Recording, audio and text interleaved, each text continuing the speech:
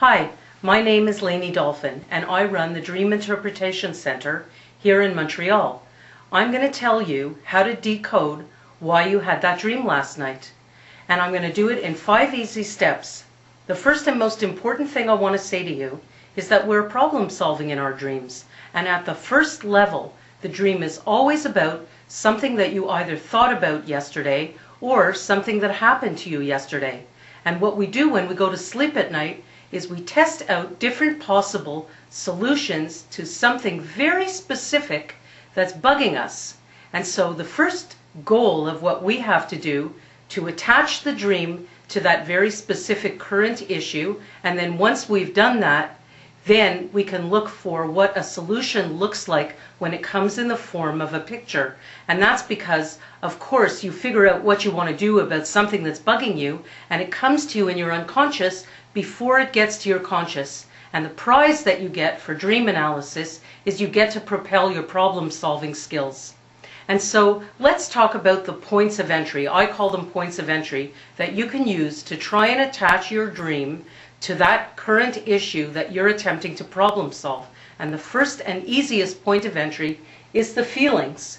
You ask yourself, how did I feel in the dream? Maybe you say, well, I felt scared. And then you come outside the dream. It's kind of like a dance. You're going in the dream, out of the dream. So you ask yourself, how did I feel? Well, I felt scared. So you ask yourself, what happened to me in the last few days that's making me feel afraid? Now the problem is you may not always get it because we are human beings and we're adept at hiding things from ourselves in our waking life. And so very often I will ask a dreamer, how did the dream make you feel? And the person will say, well, I felt scared. And then I'll say, well, what do you think is frightening you in your waking life? And they say, well, I don't feel frightened about anything. And so this act is exactly like doing a puzzle. You try one piece, that doesn't work, you try another. So another point of entry, if you're not in touch with the feelings, is to go for the action in the dream. And a great example of action is when you hear those people say, I had a dream and I was trying to run, but I was stuck, I couldn't run. And the natural question that you would ask to that comment is, what do you think is going on in your life right now? A situation that you're trying to run away from, and obviously the dream is telling you that you can't run away from that situation. Or another interesting example of that is, I was trying to speak and no sound came out. And then you'd want to ask yourself, well, is there something that you maybe need to say to somebody that you're not coming out with? Or maybe you did come out with something and you're really not feeling heard. The next point of entry is my personal favorite. It's called puns and play on words. And you know how we use puns constantly when we speak in our waking life? Your unconscious does the same exact thing, except it comes in the form of pictures. And one of my favorite examples of that is this fellow who dreamt about a man's body with a bird's head, and it was because he had been behaving lately like a real bird brain. And so you'll find that all the time. Or maybe I might say to you, I fell on the street, I slipped on the street yesterday and I was so embarrassed I thought I was going to die. Well, if you use that kind of language, then you might go to sleep at night and dream that you're dying, and it won't be because you're dying, it'll actually be because maybe you're processing the fact that you felt so embarrassed that you slipped. And so then another point of entry is the symbols. And with the symbols, you want to ask yourself very quickly, what are the first 2 or 3 things that come to my mind when I think about that person or place?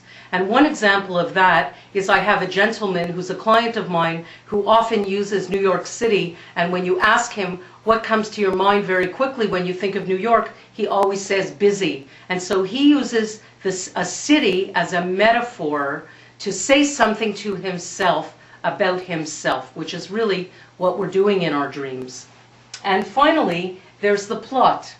And so the plot is the same thing like we used to do in English class, where you want to look for the story behind the story. I had a young woman come to me just last week talking to me that she was trying to help her little girl take out a loose tooth, and she pulled out the tooth, and when she did, all the other teeth came out. And so there you're looking for a plot, and you always want to listen to the language of the dreamer. And that woman, when she was telling the story of the dream, she said, I was only trying to help. And so I took her language and repeated it back to her. What do you think has happened recently where you were just trying to help somebody and maybe you were trying to do one small thing and a lot of other things happened that made it go wrong? So if you tune into part 2 of this video, I'm going to give you an actual example of a dream and its meaning, so you'll get a really clear understanding of how to use these points of entry and how to propel your problem-solving skills. And you can find me at dreamsdocometrue.ca.